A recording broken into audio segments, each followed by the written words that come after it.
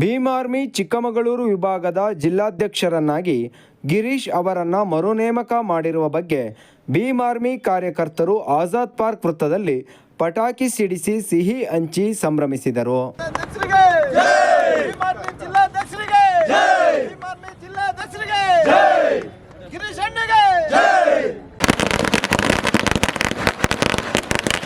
ಈ ವೇಳೆ ಮಾತನಾಡಿದ ಭೀಮ್ ಆರ್ಮಿಯ ಜಿಲ್ಲಾಧ್ಯಕ್ಷ ಗಿರೀಶ್, ಇದು ನ್ಯಾಯಕ್ಕೆ ಸಂದ ಗೆಲುವಾಗಿದೆ. ಮುಂದಿನ ದಿನಗಳಲ್ಲಿ ಬಹುಜನರು ಅಧಿಕಾರ ನಡೆಸಲು ಭೀಮ್ ಆರ್ಮಿ ಉತ್ತಮ ವೇದಿಕೆಯಾಗಿದ್ದು, ಯಾರನ್ನು ದ್ವೇಷ ಮಾಡದೆ ಒಟ್ಟಾಗಿ ಕರೆದುಕೊಂಡು ಹೋಗುವ ಕೆಲಸ ಮಾಡುತ್ತೇವೆ ಎಂದು ಹೇಳಿದರು. ಏನಿವತ್ತು ಸುಮಾರು 5 ವರ್ಷದಿಂದ ನಾನು ಅಧ್ಯಕ್ಷ ಆಗಿದ್ದೆ. ಮತ್ತೆ ನಮ್ಮ ನಿಷ್ಠಾವಂತ ಕಾರ್ಯಕರ್ತರು ಶ್ರಮದಿಂದ ಮತ್ತು ಈ ಚಿಕ್ಕಮಗಳೂರು ಜಿಲ್ಲೆಯ ನಿಷ್ಠಾವಂತ ಕಾರ್ಯಕರ್ತರ ಶ್ರಮದಿಂದ ಸತ್ಯಕ್ಕೆ ಸಿಕ್ಕ ಜಯ ಅಂತ ಅಂದ್ಕೊಂಡಿದ್ದೀನಿ. ಇವತ್ತು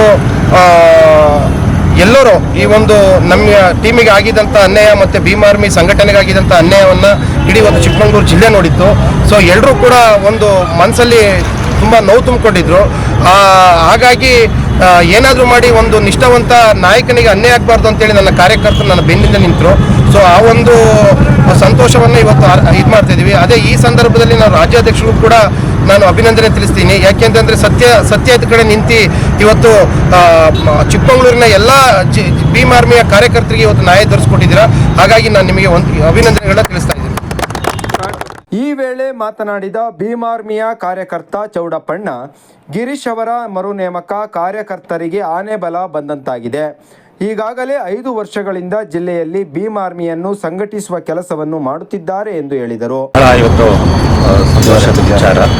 ಬಹಳ ದಿನಗಳ ನಂತರ ಒಂದು ಏನು ಈ ಚಿಕ್ಕಮಗಳೂರಲ್ಲಿ ಬೆಳವಣಿಗೆ ನಡೀತಾ ಇತ್ತು, 2 ಗುಂಪುಗಳ ಮಧ್ಯೆ ಯಾವ ರೀತಿ ಮನಸ್ತಾಪ ನಡೀತಾ ಇತ್ತು, ಇವತ್ತೊಂದು ರಾಜ್ಯಾಧ್ಯಕ್ಷರ ಒಂದು ಅನುಪಸ್ಥಿತಿಯಲ್ಲಿ ಜಿಲ್ಲಾಧ್ಯಕ್ಷರನ್ನ ನೇಮಕ ಮಾಡಿದ್ದಾರೆ.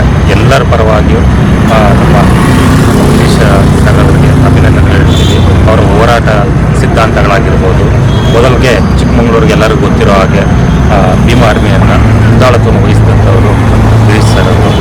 ಹಾಗೆ ಅವರ ಮುಂದಿನ ದಿನಗಳಲ್ಲಿ ದೀನ ದಲಿತರಿಗೆ, ಹಾಗೆ ಪ್ರತಿಯೊಬ್ಬ ಹೆಣ್ಣು ಮಕ್ಕಳಿಗಾಗಿರ್ಬೋದು, ಸಾಮಾನ್ಯ ಜನರಿಗೆ, ಅಸಹಾಯಕರಿಗೆ ಅವ್ರ ಪರವಾಗಿ ನಿಂತು ಕೆಲಸ ಮಾಡಲಿ ಅಂತ ನಮ್ಮೆಲ್ಲರ ಒಂದು ಸಹಯೋಗದೊಂದಿಗೆ ನಾವೆಲ್ಲರಿಗೂ ಸಪೋರ್ಟ್ ಮಾಡ್ತೀವಿ.